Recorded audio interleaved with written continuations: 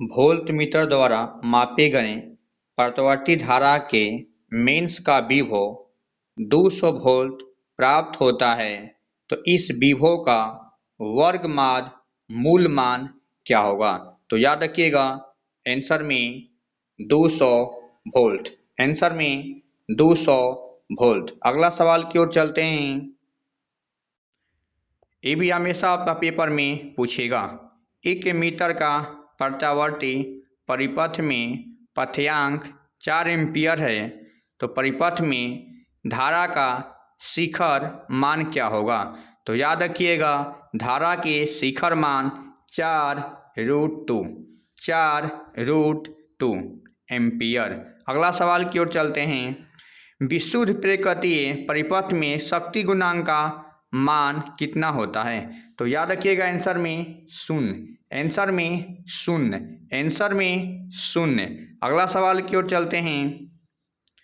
एक प्रतिवर्ती धारा परिपथ में 8 ओम का प्रतिरोध, 6 ओम प्रतिघात का प्रेरकत्व श्रेणी क्रम में लगे हैं, तो परिपथ की प्रतिबाधा क्या होगा। तो याद रखिएगा आंसर में 10 ओम, आंसर में 10 ओम। अगला सवाल की ओर चलते हैं।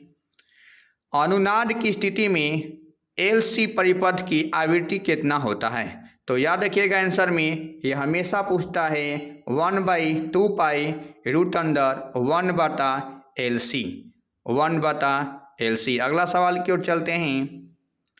एक श्रेणी अनुनादी LCR परिपथ में धारिता C से 4 परिवर्तित की जाती है, उतना ही अनुनाद आवृत्ति के लिए प्रेरकत्व L को परिवर्तित करना चाहिए।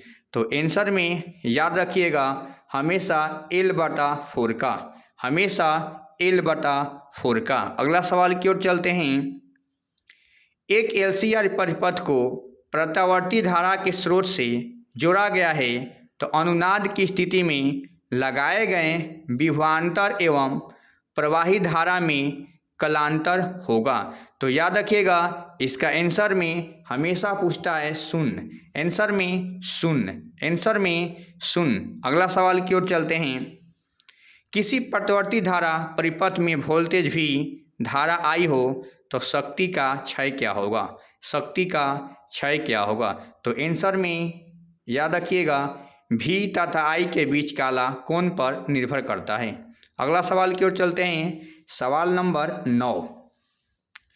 किसी ट्रांसफर में क्या संभव नहीं है।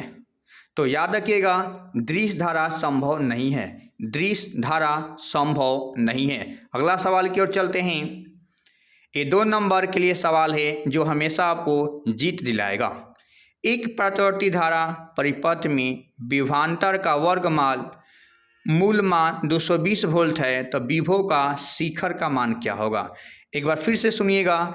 एक प्रतिवर्ती धारा परिपथ में विभवांतर का वर्गमूल मूल मान 220 वोल्ट है, तो विभव का शिखर का उन्नयन का कितना होगा। तो याद रखिएगा आंसर में हमेशा 220√2, 220√2 वोल्ट। अगला सवाल की ओर चलते हैं। तो याद रखिएगा आंसर में किसी प्रतिवर्ती धारा का वर्गमूल मूल 8 एम्पीयर है, तो इसका शिखर का मान कितना होगा, इसका शिखर के मान कितना होगा। तो याद रखिएगा शिखर का मान का फॉर्मूला होता है IRMS√2, जो आपका मूल मान दिया हुआ है 8, तो 8 और रूट क्या करेंगे 2, तो आंसर में 8√2 एम्पीयर, एम्पीयर 8√2 एम्पीयर, 8√2 एम्पीयर। अगला सवाल की ओर चलते हैं। यही आपके सवाल लास्ट हैं।